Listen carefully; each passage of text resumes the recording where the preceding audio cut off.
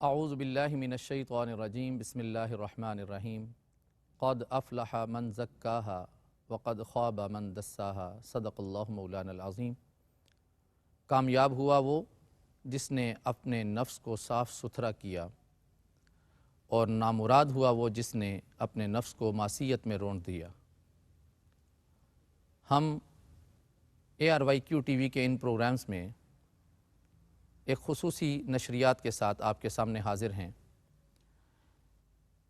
اللہ رب العالمین نے انسان کو ظاہری اور باطنی پاکیزگی کا جو حکم ارشاد فرمایا ہے،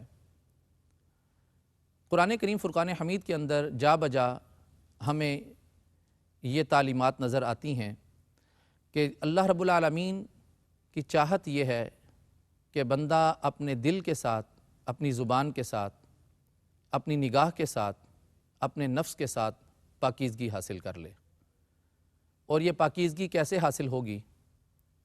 یہ قرآن کریم فرقان حمید کی تلاوت سے، اللہ رب العالمین کی عبادت سے، اور نبی کریم صلی اللہ علیہ وآلہ وسلم کے اسوہ حسنہ کو اپناتے ہوئے، آپ کی احادیث کو مشعل راہ بناتے ہوئے، آپ کی سنت کا اتباع کرتے ہوئے ممکن ہے کہ ہم اپنی زندگی کا ظاہر اور باطن پاکیزہ کر لیں۔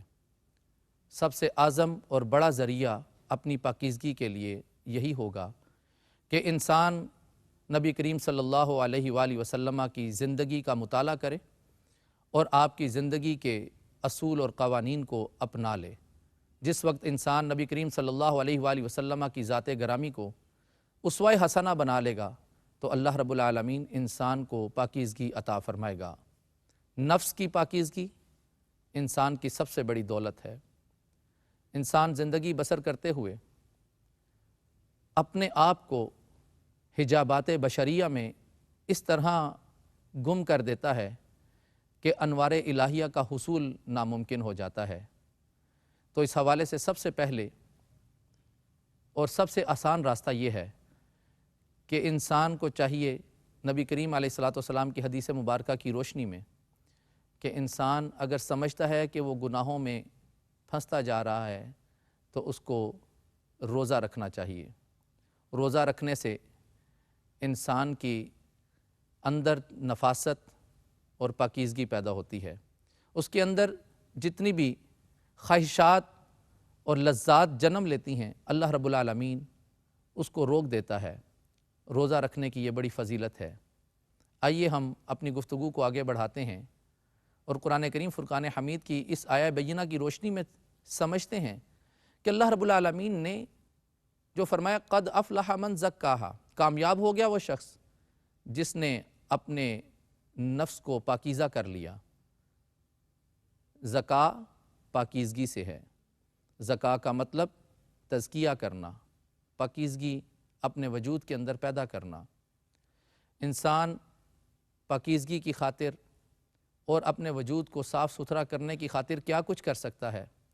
آئیے ہم نبی کریم صلی اللہ علیہ وآلہ وسلم کی احادیث کی روشنی میں اس کا مطالعہ کرتے ہیں۔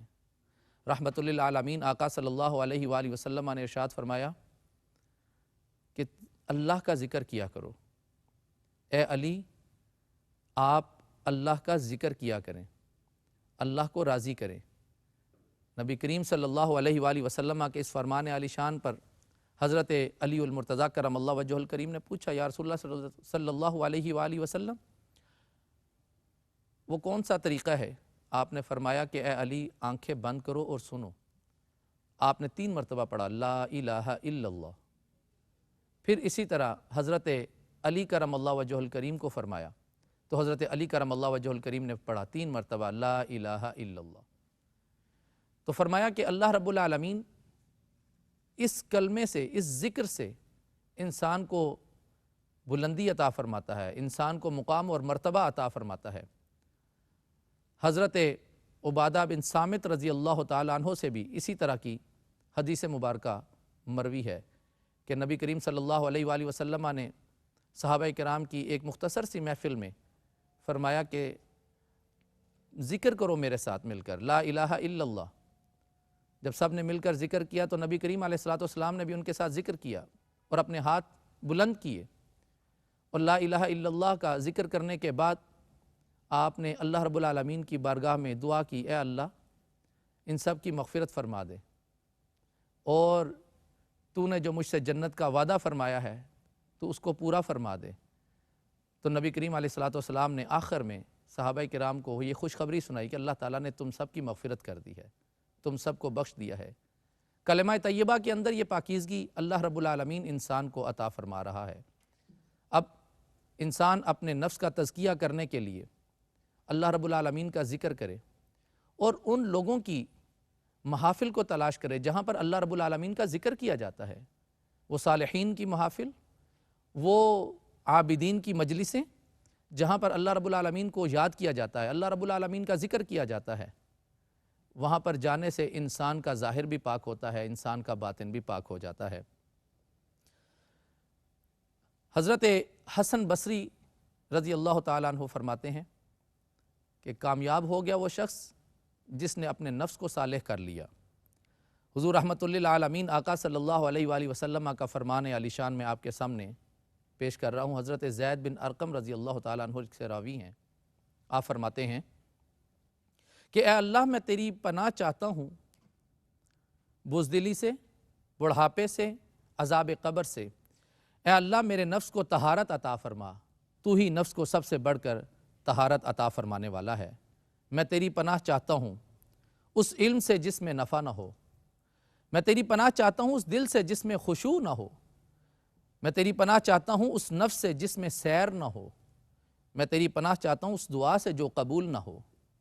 رحمت للعالمین آقا صلی اللہ علیہ وآلہ وسلم نے ہمیں تعلیم ارشاد فرمائی ہے کہ جب اللہ تعالیٰ سے مانگو تو یہ باتیں اللہ تعالیٰ کے سامنے کیا کرو، اور اللہ تعالیٰ کے سامنے یہ دعا مانگا کرو کہ اللہ ہمیں خشوع والا دل عطا فرما، ہمارے نفس کو طہارت عطا فرما دے، ہماری دعاؤں کو قبول فرما لے، اور ہمیں علم نافع کی دولت عطا فرما دے۔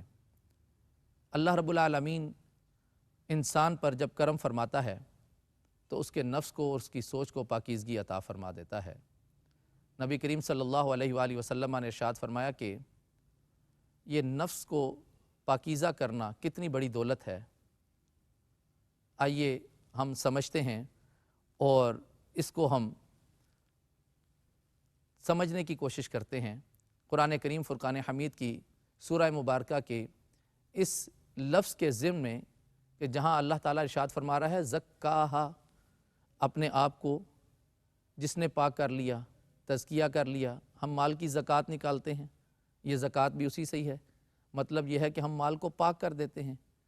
تزکیہ نفس یہ ہے کہ ہم اپنے نفس کو پاک کریں، اللہ رب العالمین کی بارگاہ میں اس کو ہم پیش کریں۔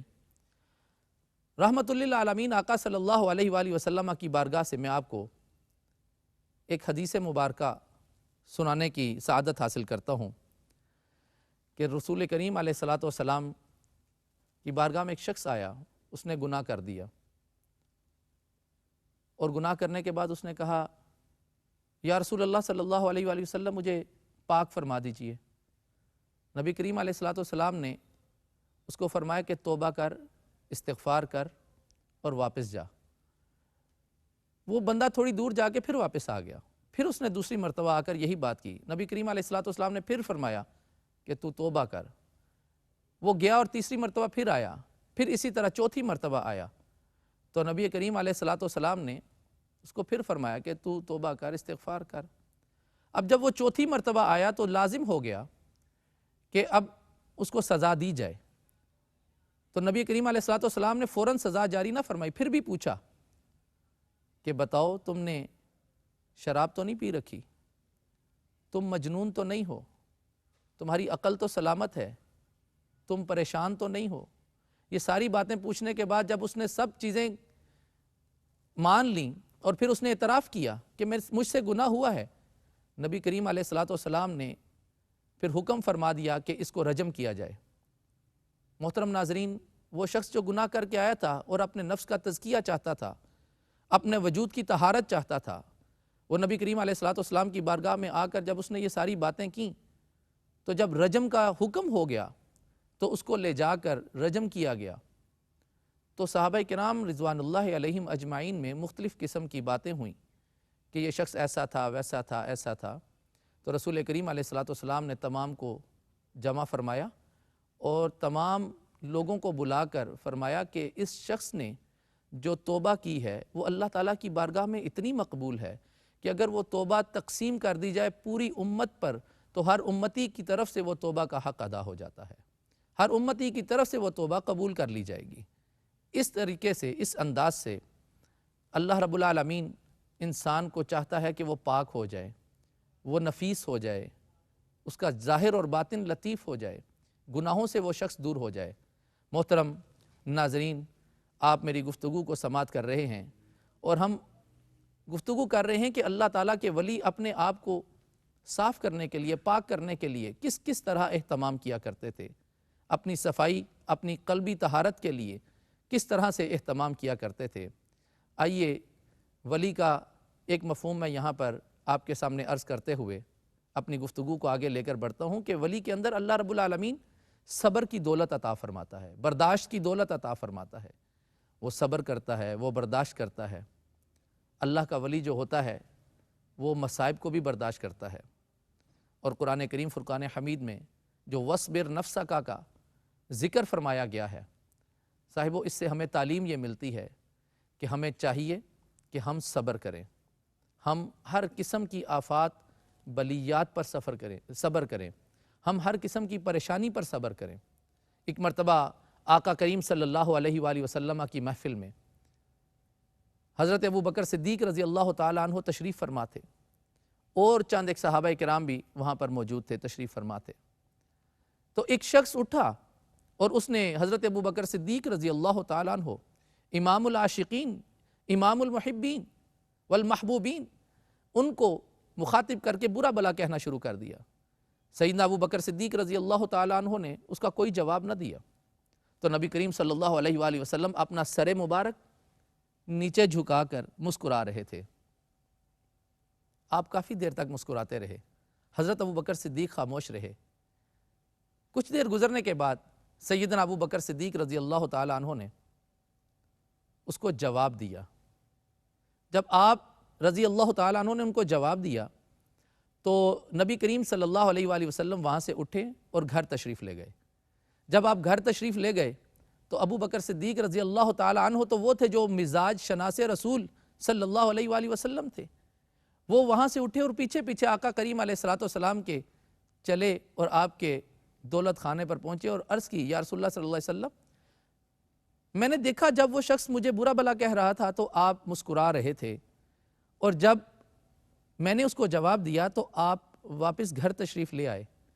رحمت للعالمین آقا صلی اللہ علیہ وآلہ وسلم نے ارشاد فرمایا، بڑا ایمان افروز ارشاد ہے، آپ نے فرمایا کہ اے ابو بکر، جب وہ شخص آپ کو برا بلا کہہ رہا تھا تو اس وقت اللہ رب العالمین نے آپ کی معاونت کے لیے فرشتے مقرر فرما رکھے تھے جو آپ کی طرف سے اس کو جواب دے رہے تھے۔ تو جس وقت آپ نے خود سے جواب دیا تو اللہ رب العالمین نے اپنے فرشتوں کو واپس بلا لیا کہ اب انہوں نے اپنا معاملہ خود اپنے ہاتھ میں لے لیا ہے، تو میں اس لیے اٹھ کر گھر واپس آ گیا۔ حاضرین اور سامعین، میری بات کو سننے والے معزز ناظرین، میں آپ کو یہ بتانا چاہوں گا کہ جس وقت انسان اپنے آپ کو رب کی سپردگی میں دے دیتا ہے، جس وقت اپنے آپ کو رب کے حوالے کر دیتا ہے، پھر رب اس کا مددگار ہوتا ہے، رب اس کے ہر معاملے کا کفیل ہو جاتا ہے۔ اللہ رب العالمین ایسے شخص کو اپنی بے پایہ نوازشات کے ساتھ نوازتے ہوئے زندگی بھی عطا کرتا ہے، اور جس وقت ایسا شخص دنیا سے جاتا ہے تو مخلوق اس کے غم میں دل فگار ہو جاتی ہے۔ وہ شخص دنیا میں رہتا ہے تو اللہ رب العالمین کا محبوب بن کر زندگی بسر کرتا ہے، وہ شخص دنیا سے جاتا ہے تو لوگوں کے دلوں میں اس کی محبت ہوتی ہے، اس کی قبر کبھی ویران نہیں ہوتی، اس کی قبر کبھی اجڑتی نہیں ہے، اس کی زندگی کی رونقیں بھی آباد ہوتی ہیں، اس کی قبر بھی آباد ہوتی ہے۔ محترم ناظرین، آج ہم ولی اللہ کے حوالے سے جو گفتگو کر رہے تھے اس میں ہم نے جو چیزیں سمجھی ہیں اس میں یہ چیز ضروری ہے کہ ہم اپنے اندر برداشت کو پیدا کریں۔ قرآن کریم کی روح سے، نبی کریم علیہ الصلوۃ والسلام کی ذات بابرکات اور آپ کے اسوہ حسنہ کی روح سے ہمیں اپنے اندر برداشت پیدا کرنی ہے اور اپنے نفس کے تزکیہ کے لیے ہر ممکن کوشش کرنی ہے۔ ہمارا نفس ایسا پاکیزہ ہو جائے کہ وہ اللہ رب العالمین کے انوار کے حصول کا ذریعہ ہو جائے، اور اللہ رب العالمین کے انوار اور تجلیات جو نازل ہوتے ہیں وہ ہمارے دل اور ہمارے اذہان کے اندر محو ہو جائیں، اور اللہ رب العالمین ہمیں وہ دولت عطا فرما دے کہ ہم اللہ رب العالمین کی ذات بابرکات کا قرب حاصل کر لیں۔ اللہ میرا اور آپ کا حامی و ناصر ہو۔ وآخر دعوانا ان الحمد للہ رب العالمین۔